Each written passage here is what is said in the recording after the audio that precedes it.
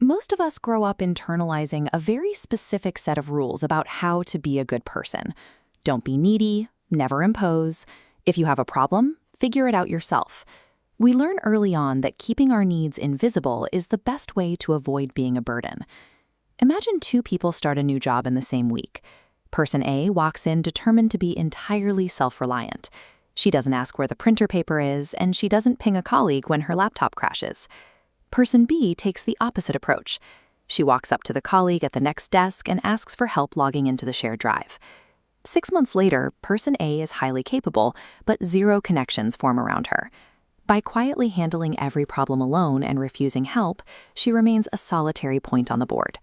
Person B, on the other hand, follows up her shared drive question by asking which conference room has the working projector, and eventually if anyone wants to grab coffee. Those small, silly requests rapidly build a dense web of trust and collaboration.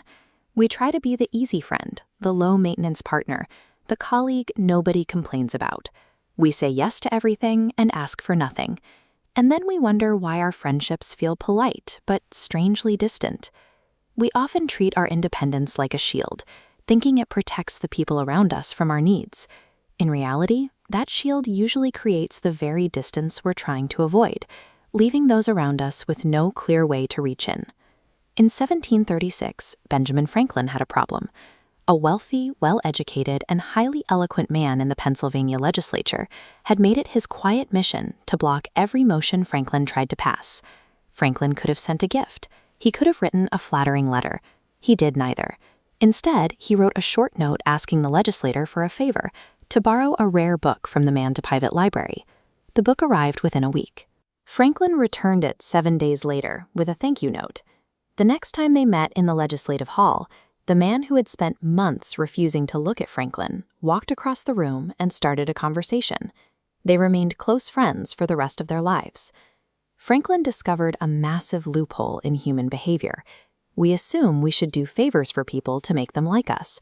But asking someone to do a favor for you is actually a far more powerful tool for building affection. Today, psychologists call this the Ben Franklin effect. Decades later, in 1969, researchers John Jecker and David Landy put this to the test.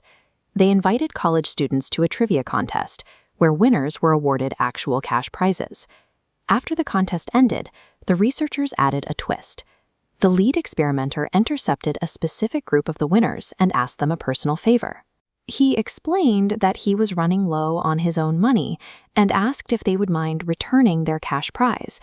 This bar chart shows the final results of how much each group liked the experimenter afterward. You would expect the people who kept their money to like him the most.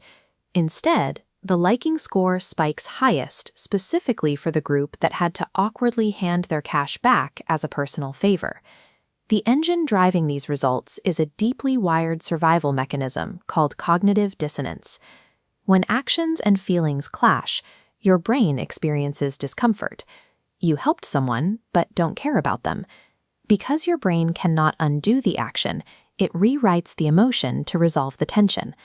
I must like this person. Otherwise, why would I have helped? We naturally assume that feelings always come first, and our behavior simply follows.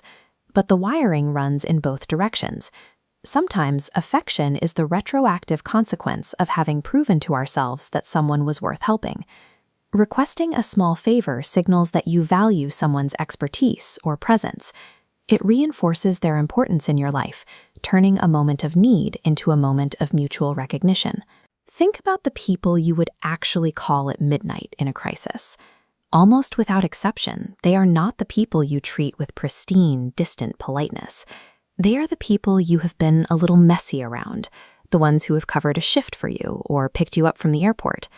However, the Franklin effect only works inside a very narrow behavioral window. Push past those boundaries, and it backfires completely. The first boundary is size. The favor has to be small and low cost enough that the person can easily say yes without a hint of resentment. Asking a neighbor to grab a package is a bonding moment. Asking them to help you move a piano is an imposition. The second boundary is frequency. 10 favors in a month drain a relationship. The request must be a rare occurrence. And finally, you have to close the psychological loop with visible gratitude. That warm, explicit thank you is what seals the interaction. Without these guardrails, constant asking feels like toxic extraction. But with them, that specific, low-friction request becomes a story the other person tells themselves about how much they value you. You can apply this today with incredibly low stakes. Ask a colleague for a podcast recommendation. Ask a friend to read a quick draft you wrote. Ask your roommate to pick up milk on the way home. None of these actions will change anyone's life. The goal is simply to create micro-invitations. You are giving people a reason to feel actively involved in your world, rather than just standing next to it. If you have spent years training yourself not to need anything from anyone, the science is asking you to loosen your grip. The people in your life are not waiting to be impressed by your independence. A small, specific favor functions as a subtle invitation. It offers the people around you a way in, replacing the sterile safety of independence with the warmth of a shared connection.